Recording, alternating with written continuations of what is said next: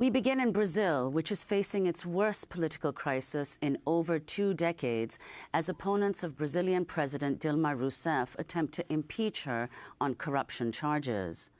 But Rousseff is refusing calls to resign, saying the impeachment proceedings against her amount to undemocratic attempts by the right-wing opposition to oust her from power. On Wednesday, former Brazilian President Luiz Inácio Lula da Silva called the impeachment proceedings against Rousseff an attempted coup d'etat. Lula, who was indicted last month on corruption charges, spoke Tuesday at a trade union event in Sao Paulo. The current attempts against Dilma is a coup. There's no other word for it. It is a coup, and this country cannot accept a coup against Dilma. If there was one last thing I could do in my life, it would be to help Dilma turn this country around with the decency that the Brazilian public deserves. Last week, a judge suspended President Rousseff's appointment of Lula da Silva to a cabinet post. Rousseff says Lula will help strengthen her government, but critics see his appointment as a bid to protect him from what Lula says are politically motivated charges of money laundering. The judge who blocked Lula's appointment had recently posted photos of himself on social media marching in an anti-government protest. Lula and President Rousseff are both members of the left-leaning Workers' Party. On Tuesday, Brazil's President Rousseff said she would not resign under any circumstances. Que pedem a minha renúncia. Those who call me to resign show the fragility of their conviction of the process of impeachment, because above all, they are trying to instate a coup d'etat against our democracy. I can assure you that I will not cooperate with this. I will not resign for any reason whatsoever. I have not committed any crime under the Constitution and law to justify an interruption to my mandate. To condemn someone for a crime that they did not commit is the greatest violence that can be committed against any person. It is a brutal injustice. It is illegal. I was victim to this injustice once under the dictatorship, and I fought to never be a victim again under democracy. In recent weeks, mass protests have occurred in Brazil calling for President Rousseff to resign. The people are tired. The people don't want this president, this Workers' Party, this gang in power anymore, this gang which only steals and conceals its illicit actions. The people are tired. Lula deserves to be in jail. That's what he deserves. Well, for more, we're joined by Glenn Greenwald, the Pulitzer Prize-winning journalist based in Brazil. He's been covering Brazil closely for The Intercept. His recent piece is headlined, "Brazil is engulfed by ruling class corruption and a dangerous subversion of democracy." In it, Glenn Greenwald writes, quote, "This is a campaign to subvert Brazil's democratic outcomes by moneyed factions that have long hated the results of democratic elections, deceitfully marching under an anti-corruption banner, quite similar to the 1964 coup." In a moment, we're going to be talking with Glenn Greenwald about the attacks in Brussels, as well as the presidential elections here in the United States and the battle between Apple and the U.S. government over encryption. But right now, we're starting with Brazil. Glenn, there is very little attention in the United States in the mainstream media about what's taking place in Brazil. President Obama's right next door in Argentina. But can you talk about what is happening in the country you live in Brazil? Definitely. It is a little odd that such extreme levels of political instability have received relatively little attention, given that Brazil is the 5th most populous country in the world. It's the 8th largest economy. And whatever happens there will have reverberations for all sorts of markets and countries, including the United States. The situation in Brazil is actually fairly complicated, much more so than the small amount of media attention devoted to it in the U.S. has suggested. The media attention in the U.S. has suggested that it's the people by the millions rising up against a corrupt government and sort of depicting it as the heroic population against a corrupt left-wing, virtually tyrannical regime. And in a lot of ways, that's an oversimplification. In a lot of ways, it's simply inaccurate. So let me just make a couple of key points. First of all, it is the case that the Brazilian political class and the highest levels of its economic class are rife with very radical corruption. That has been true for a really long time. And what has happened is that Brazil's judicial institutions and police agencies have matured. Remember, Brazil is a very young democracy. It only exited military dictatorship in 1985. And so you finally have the maturation of these institutions applying the rule of law. And so for the first time, political and economic elites are being held accountable for very serious political and economic corruption. The corruption is pervasive in essentially every influential political faction in Brazil, including all of its political parties. That includes the Workers' Party, the left-wing party of Lula and Dilma, the current president, but also, even to a greater extent, the opposition parties on the center and the right that are trying to replace it. So corruption is very real. There's been what has been until recently an impressive judicial investigation that has resulted in the arrest and prosecution of some of the country's richest and most powerful figures, something that you would never see in the United States, billionaires being hauled off to jail for bribery and money laundering and tax evasion and corruption and sentenced to many years in prison. And virtually every political opponent of President Rousseff is implicated by this corruption, and many of the people in her party are as well. The irony of this widespread corruption is that President Rousseff herself is really the only significant politician, or one of the only significant politicians in Brazil, not to be implicated in any sort of corruption scheme for with the objective of personal enrichment. Everyone around her, virtually, including those trying to bring her government down and accuse her of corruption and impeach her, is implicated very seriously in schemes of corruption for personal enrichment. She's essentially one of the only people who isn't implicated that way. The problem is that at the same time as you have this massive corruption investigation, you also have an extremely severe economic recession as the result of lowering gas prices and contraction in China and a variety of other factors. And up until very recently, up until 2008, 2010, Brazil's economy was booming. The people of that country, including its poorest, thought that their prospects were finally improving, that the promise of Brazil, the long-heralded promise of Brazil to become this developed power in the world, was finally coming to fruition. Millions of people were being lifted out of poverty. And what this recession has done has been essentially to reverse all of that and to reimpose huge amounts of suffering borne primarily by Brazil's lower and working classes. And so there's an enormous amount of discontent and anger towards President Rousseff and towards her Workers' Party over the suffering that the people in Brazil are experiencing. And so what you have is this corruption scheme and corruption investigation and scandal at the same time as great economic suffering. And in Brazil, there are really rich and powerful factions who have long hated Lula and Dilma and the left-wing Workers' Party, who haven't been able to defeat them at the ballot box. The Workers' Party has won 4 straight national elections, going back to 2002, when Lula was first elected.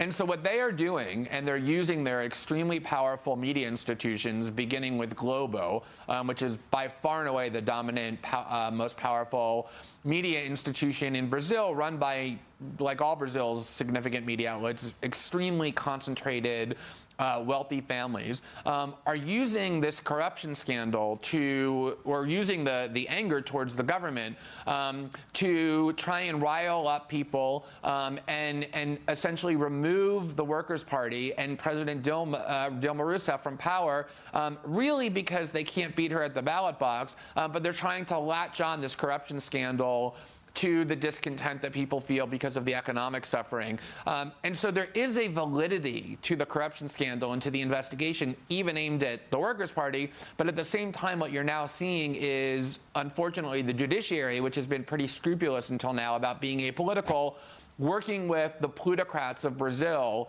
to try and achieve a result that really is a subversion of democracy, which is exploiting the scandal to remove President Rousseff from power through impeachment, even though there really are no grounds of impeachment that would be legal or valid as a means of removing her from office. Well, one of the points that you make, Glenn, in that article is that, and I'm quoting you here, Brazil's extraordinary political upheaval shares some similarities with the Trump-led political chaos in the U.S. Could you explain what you mean by that? Well, what I essentially mean by that is that in the U.S., there is political upheaval in the sense that the political order has been largely overturned. The people who have been in control of and running the Republican Party, which are largely moneyed interests, have completely lost control of their political apparatus. They poured huge amounts of money first into Jeb Bush and then into Marco Rubio. And typically, those factions get their way. And in this particular instance, they haven't. And you have this kind of political outsider who has been rejecting all kinds of political orthodoxies, breaking every political rule, who is looking closer and closer to becoming the nominee of the Republican Party and potentially after that, the President of the United States, and has done so in a way that has unleashed all kinds of instability and very dangerous and dark sentiments in the United States. In Brazil, the instability is far greater. I was just writing for an American audience, trying to get them to understand the level of instability by saying that actually what's happening in Brazil is much greater in terms of the disruption than what's happening as a result of Donald Trump's successful candidacy, because it pervades almost every economic and political institution. And what you really see is this young democracy in Brazil that is now being threatened as a result of this really opportunistic and exploitative attack on the part of the country's richest media outlets and richest factions to essentially undo the results of 4 consecutive democratic elections by trying to remove a democratically elected president. She was just reelected in 2014 on totally fictitious grounds of pretext. And it's really quite dangerous once you start, sort of undermining the fundamentals of democracy in the way that's currently taking place in Brazil. This is interesting that today President Obama is in Argentina. And it was Adolfo Pérez Esquivel who won the Nobel Prize, Peace Prize, who said he welcomed Obama, but thought that the American president should not be going to Argentina on March 24th. Because that day in 1976, 40 years ago, the military staged a coup. Human rights groups estimate something like 30,000 people were killed or disappeared in that coup that followed for the next 7 or so years. Esquivel said, "I'm a survivor of that era, of the flights, of death, of the torture, of the prisons, of the exiles." And he said, when you analyze the situation in depth, the United States was responsible for the coups in Latin America. What parallels, if any, do you see? And also talk about Petrobras and the role that it's playing in all of this, the state oil company in Brazil. You can't really understand Latin American politics in general and the ongoing instabilities and difficulties that almost every country in South America is still plagued by without talking about the central role that the United States has continuously played for decades in trying to control that part of the hemisphere. In Brazil, like in so many countries, they had a democratically elected government in the early 1960s, which the United States disliked because it was a left-wing government, not a communist government, but a left-wing government that was devoted to the distribution of wealth for the social welfare, for opposing United States capitalistic interests and attempts to interfere in Brazil. And the Brazilian military in 1964 staged a coup coup that overthrew that democratically elected government and proceeded to impose on Brazil a really brutal military dictatorship that served the interests of the United States, was allied to the United States for the next 21 years. Of course, at the time, the United States government, U.S. officials before Congress and in the public eye, vehemently denied that they played any role in that coup, and has happened so many times in the past. Documents ultimately emerged years later that showed that not only was the U.S. supportive of that coup, but played a direct role in helping to plot it and plan it and stage it and then prop up that dictatorship for 21 years. That dictatorship used very extreme torture techniques on the nation's dissidents, on the Brazilian citizens who were working to undermine that right-wing military dictatorship, among whom was the current president, Dilma Rousseff, who in the 1970s was a guerrilla, essentially, working against the U.S.-supported military dictatorship. She was detained and imprisoned without trial and then tortured rather severely. And the documents have revealed that it was the U.S. and the U.K. That actually taught the military leaders the best types of torture techniques to use. And so what you have now is not really a repeat of the 1964 coup. It's not really responsible to say it's identical to what's taking place, because the impeachment against Dilma is proceeding under the Constitution, which actually does provide for impeachment. There's an independent judiciary that's involved in the proceedings. But at the same time, if you go back and look at what happened in 1964 with that coup, the leading media outlets in Brazil that also hated the left-wing government because it was against their oligarchical interests justified and supported that coup. They depicted it as necessary to uproot corruption in this left-wing government. You had the same media factions, Globo and the families who own it, and other media outlets that still persist to today, agitating in favor of the coup and then ultimately supporting the military dictatorship. And so you have similarities in terms of the anti-democratic processes at work that prevailed in 1964 and throughout Latin America and so many other years where the United States was at the center of.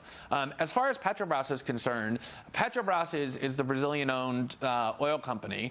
And it has become crucial to Brazil's economic growth because as oil prices increased and as Brazil found huge amounts of oil reserves, it was anticipated that Petrobras would essentially be the engine of Brazil's future economic growth. And it started being drowned essentially in profits. And the scandal, the corruption scandal, has Petrobras at the center because it largely involves Petrobras paying